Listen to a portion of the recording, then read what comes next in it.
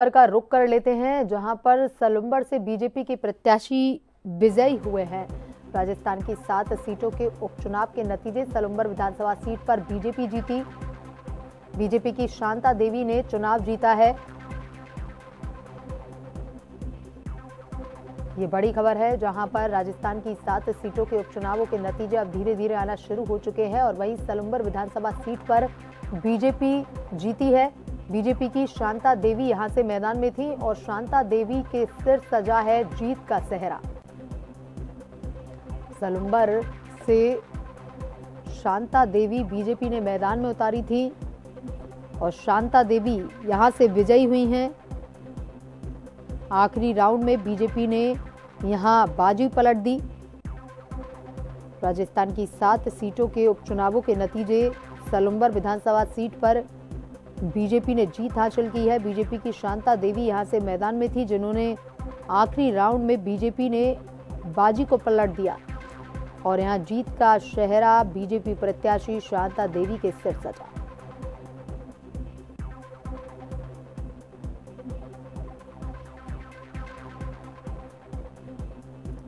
राजस्थान की 7 विधानसभा सीटों पर उपचुनावों के नतीजे धीरे धीरे आना शुरू हो चुके हैं। 13 नवंबर को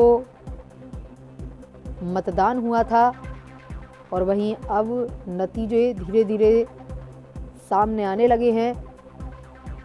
राजस्थान की ये 7 सीट जिन पर उपचुनाव हुए, जिनमें से सलुम्बर विधानसभा सीट पर बीजेपी ने जीत दर्ज की है। बीजेपी की शांता देवी ने यहां से चुनाव जीता। आखिरी राउंड में बीजेपी ने बाजी पलट दी।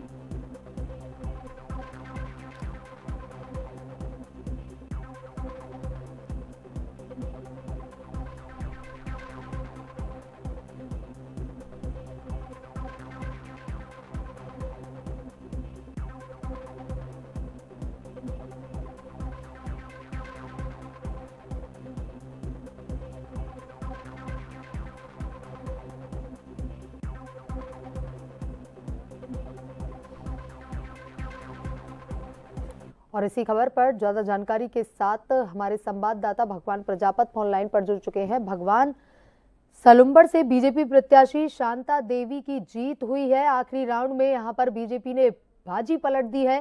किस तरह का माहौल वहां पर बीजेपी के खेमे में दिखाई दे रहा है?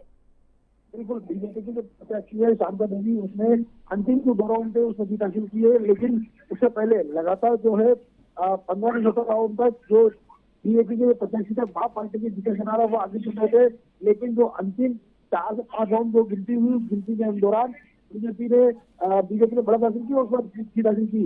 करीब 1300 वोटों से बीजेपी की प्रत्याशी शांता देवी जीती है। उसके बाद बीजेपी की जो खेमा थोड़ा खुशी का माहौल है, लेकिन कहीं ना कहीं जो यूं कहा जा सकता है कि जहाँ पर 2023 में चुनाव हुए थे, वहां पर बीजेपी की जो प्रत्याशी थे अमरनाथ मिला 20,000 वोटों के आसपास जीते थे। लेकिन इस बार जो है ये जो जीत का आंकड़ा जरूर कम हो गया है, लेकिन कहीं ना कहीं बीजेपी ने फिर जीत हासिल करते हुए इस पर अपना कब्जा जमाया है। जीत के बाद वहां पर किस तरह का माहौल दिखाई दे रहा है भगवान?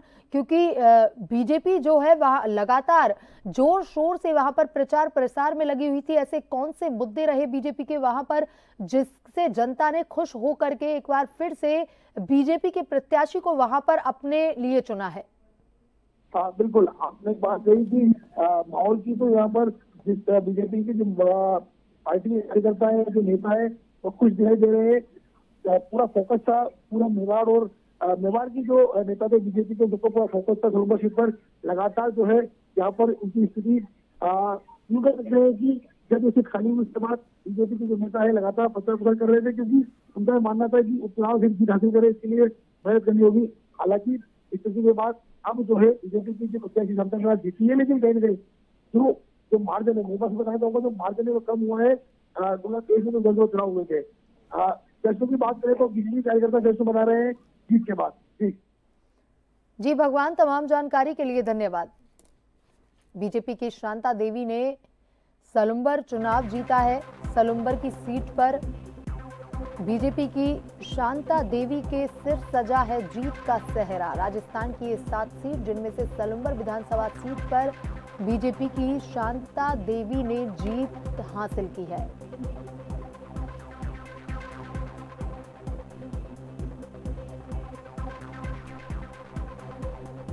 सलुम्बर विधानसभा सीट पर बीजेपी की जीत हुई है। यहां से बीजेपी की शांता देवी मैदान में थी और बीजेपी की शांता देवी ने जीत हासिल की है।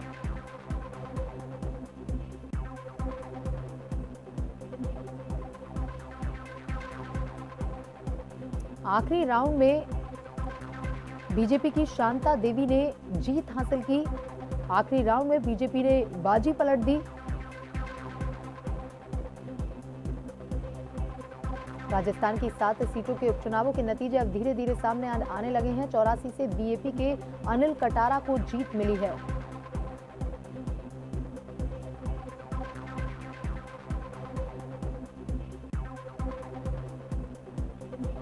बीएपी के अनिल कटारा जीते हैं 84 से।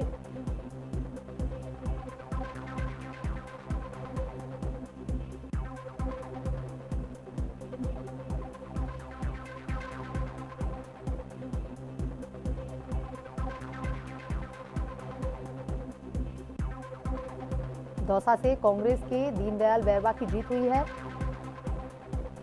और राजस्थान की 7 सीटों के उपचुनावों के नतीजे अब सामने आ गए हैं, जहां पर खीपसर से बीजेपी के रेवंत राम डांगा की जीत हुई है। 84 से बीएपी के अनिल कटारा की जीत हुई है। वहीं दौसा से कांग्रेस के दीनदयाल बैरवा की जीत हुई है। 3 सीटों के नतीजे सामने आ गए हैं।